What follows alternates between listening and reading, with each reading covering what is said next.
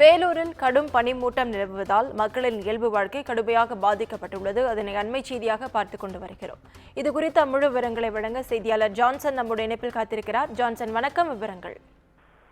வணக்கம். வேலூர் அதன் சுற்று வட்டார பகுதியில இரவு முதல்ல கடும் பனி பெய்தது. அதாவது 9 மணி ஆகியும் பனிமூட்டம் குறையாமல் மக்கள் அவதிக்குள்ளானர்.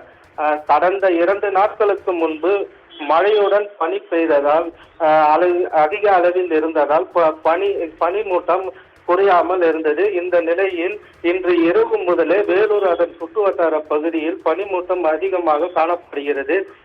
காலை 9 மணி ஆகியும் பனிமூட்டம் குறையாமல் இருந்ததால் பொதுமக்கள் அவதிக்குள்ளானர். வாகன ஓட்டிகள் எதிரே வரும் வாகனங்கள் தெரியாமல் இருப்பதற்காக முகப்பு விளக்குகளை எரிய விட்டவாறு செல்கின்றனர். கல்லூரி மற்றும் பள்ளி மாணவர்கள் கடும் மின்னலுக்குள்ளானர்.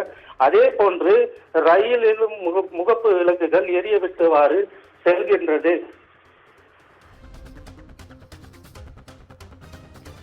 விவரங்களுக்கு நன்றி ஜான்சன்.